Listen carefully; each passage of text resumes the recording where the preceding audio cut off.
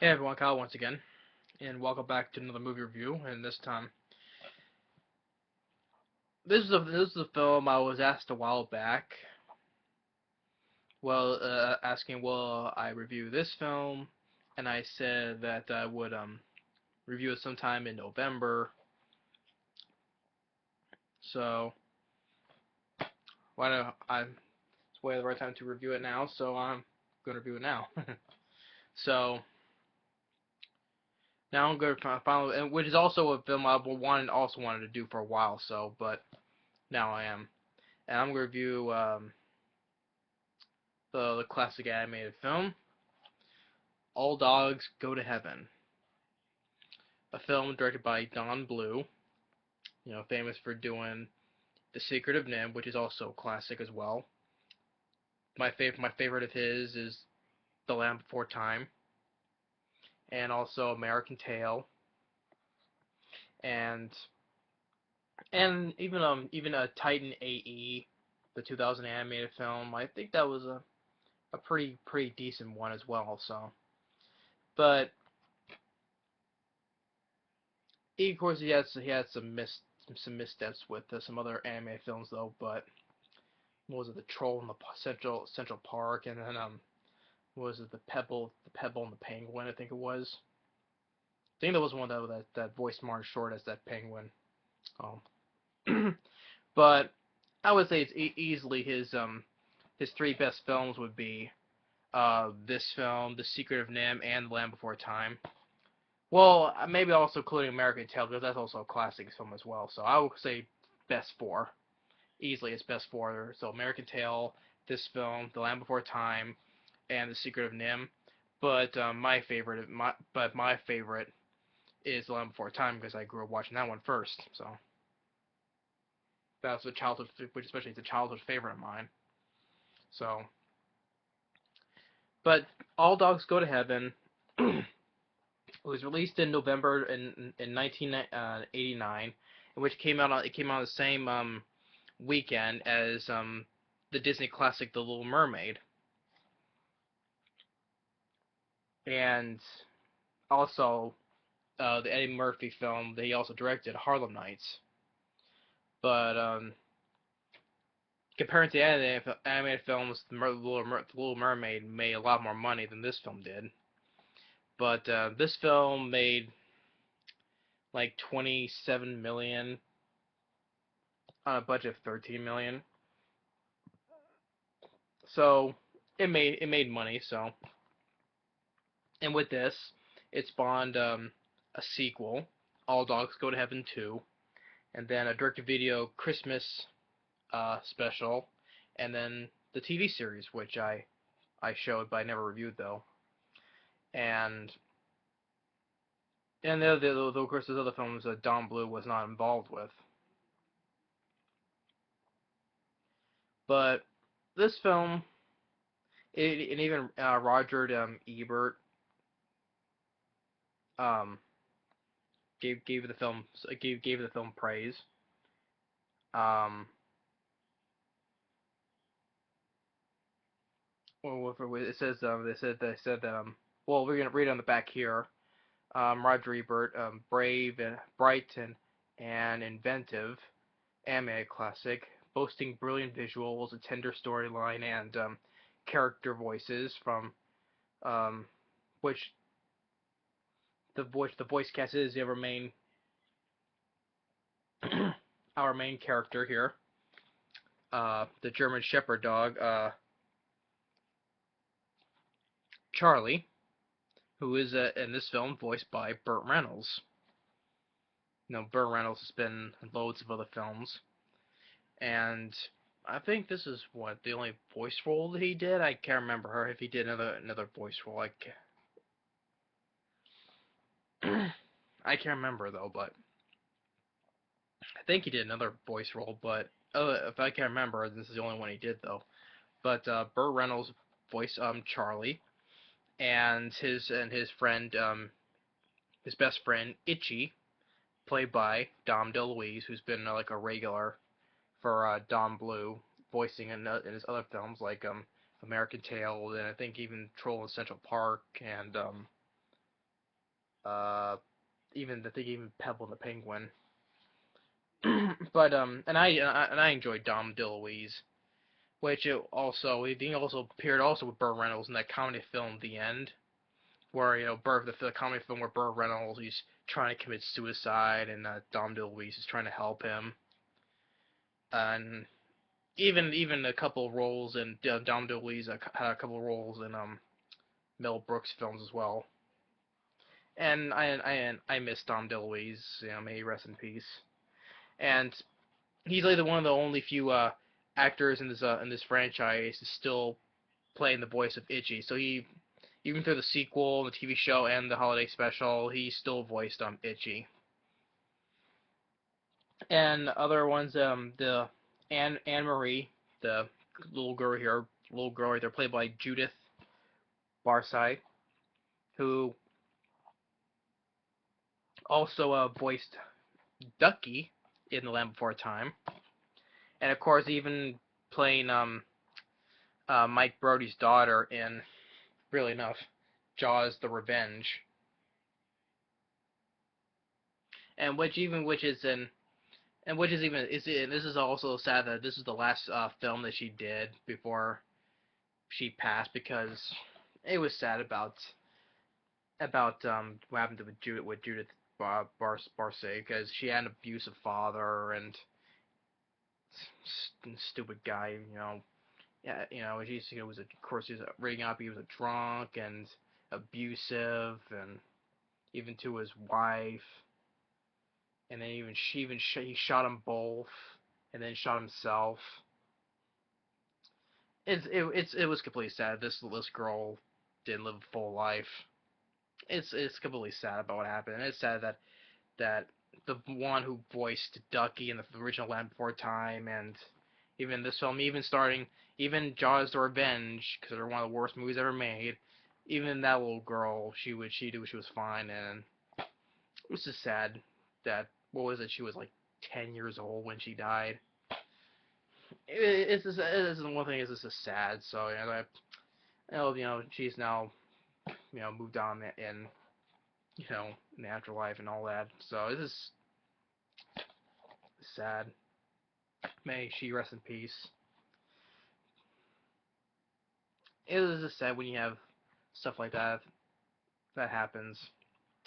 Anyway, but moving on though. But yeah, she voiced Anne Marie, the last film role again. Um,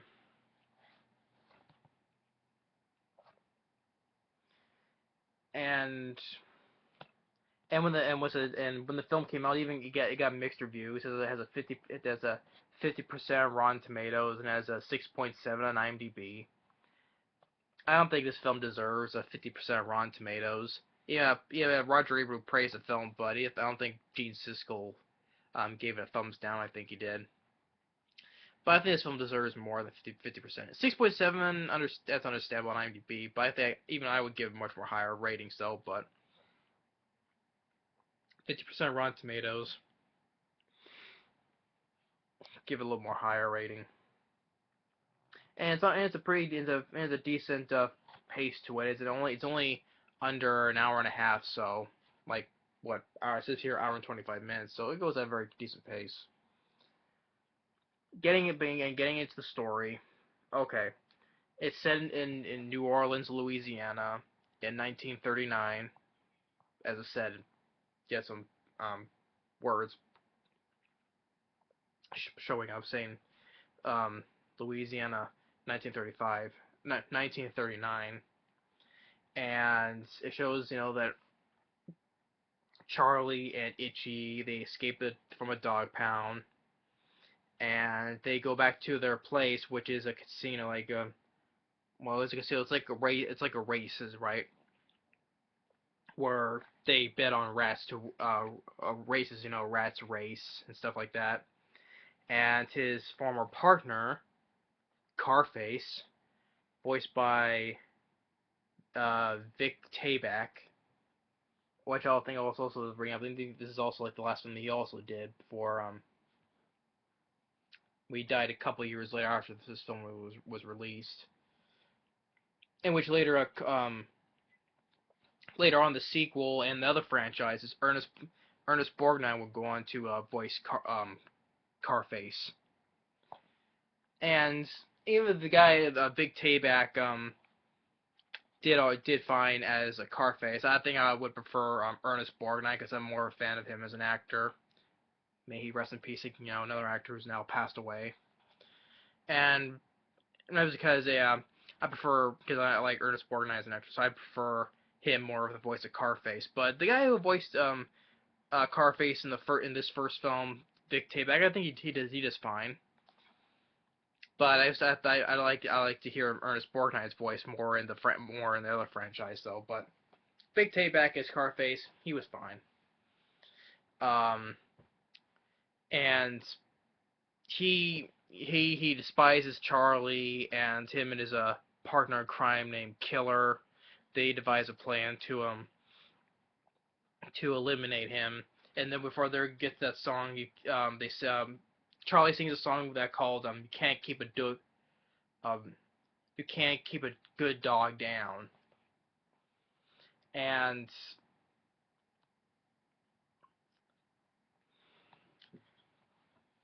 Itchy overhears their plan to kill Charlie, and Carface has Charlie get drunk and have him sit at this pier or dock, and then Carface has a running car go, and it hits him, it kills him, and then he gets sent to heaven.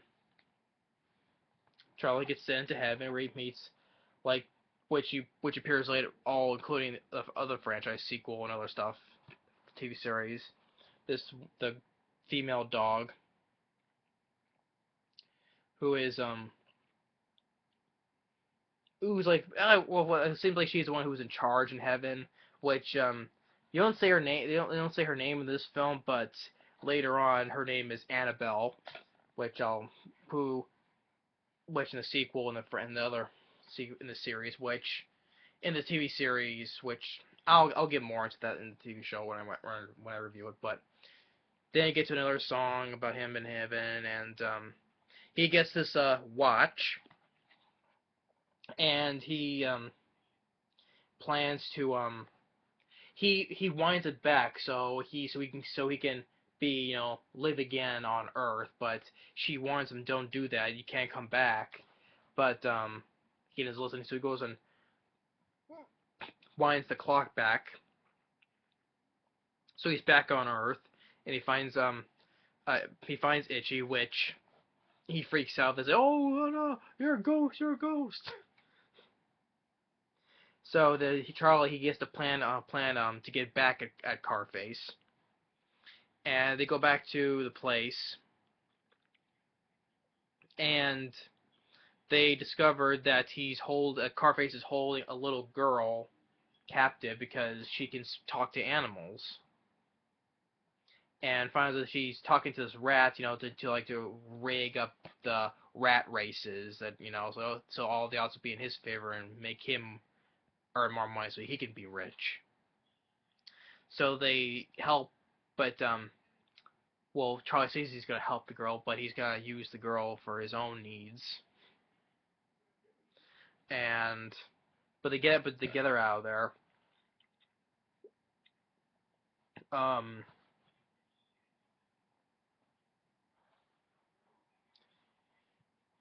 she thanks them, but she wherever she wants to well, first of all, she's an orphan, she has no family, but she wants to have a mom and dad.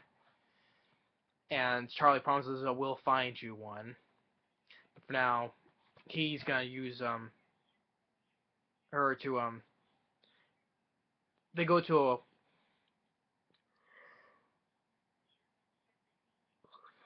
sorry they go to a racetrack, horse racetrack, and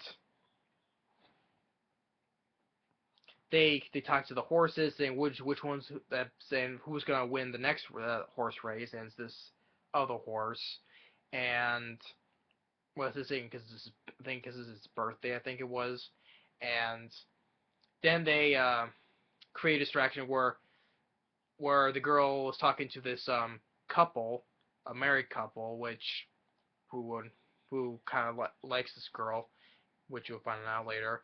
But then Charlie goes and steals the guy's wallet and uses his money to bet on the race. And of course, the horse wins, and he wins a lot of money. And they do this to make their own place, their own um,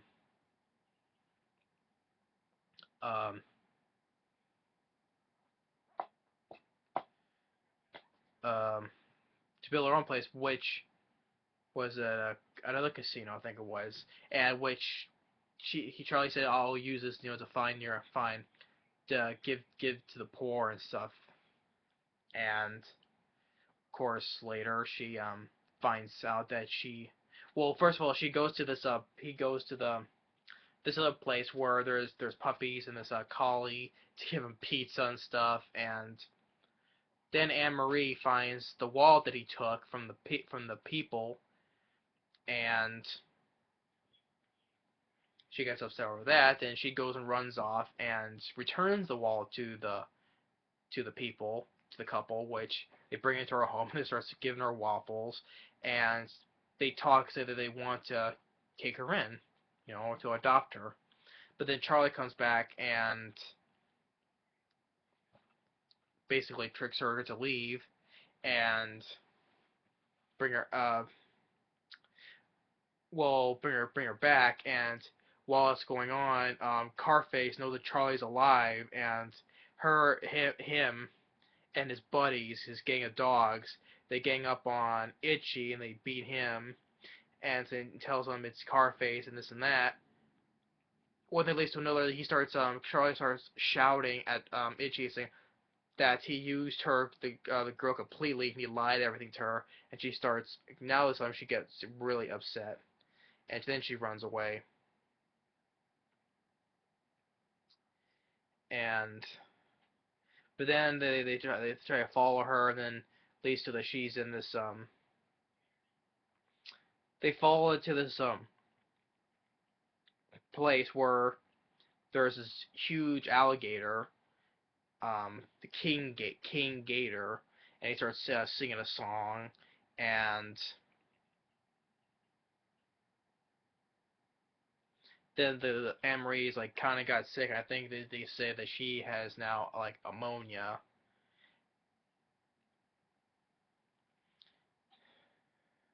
And what was well, they see that they burned their play, the Carface burned their place down. They destroy the place. And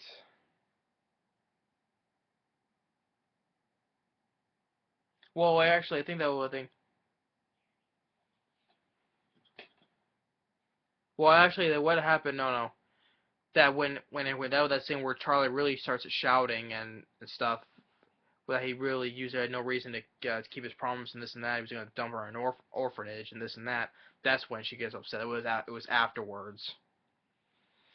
And but then she gets taken. Then she gets taken by a Carface, and then realizing, well, there's also a scene where he has a dream where he's in, because if the time goes back in, he can't go back to heaven. He'll go straight down into hell. And he has a nightmare. There's a scene where he has a nightmare. He's running away from demons, and he's in hell, and he's running away from demons. And there's a scene like where he's in hell. So, and they hear her scream, and then he goes after her. While Itchy, he brings out all the dogs in the city to go and help. Um, Carface and his buddies, they gang up on him, and they tie him down to an anchor, and then they drop him to try to drown him. But then King Gator comes in and helps him, and and he tries and he goes and chases after Carface, swims after him, which later, well, you don't see it, but you get the idea that he killed Carface. But then the boats, and whether they're in this big old boat, by the way, and flaming oil starts pouring. Charlie's trying to save Anne Marie, which he does. He's trying to help her out and tries to grab his watch at the same time, but ultimately he pushes her way out of the ship, and Killer brings her to shore, and all the dogs are there, and then even the parent, the couple is there. So even the couple was like looking for her, so they got the police there as well. Then yeah, so now this is something that they adopt Anne-Marie, and Charlie, he comes back, and he's now, you would say ghost because he's floating. You would say that. He says he's sorry to Anne-Marie about for everything he's done, and to watch out, keep an eye on with Itchy, because he gave up, because he's back into heaven because he gave up his life to save her, so he's now back into heaven. And then as the credits are going, they start singing again, and Carface, he gets sent to heaven, which I don't think it will in the sequel though, but why I don't think why he shouldn't be going, he shouldn't be get sent to heaven after everything is done, killing, even try to kill Anne Marie, and beating up Itchy, and try to kill Charlie again. I think he should have just should have gone straight down to hell after all that, but he gets sent straight up to heaven because he got killed by King Gator. And he says he gets angry, so he tries to do the same thing what Charlie did, try to wind the watch back, and Annabelle, which her name's not her, you don't hear her name in this film, but you know who her name is, Annabelle. So she goes and chases after him, and then Charlie goes and turns to the audience and says, he'll be back. So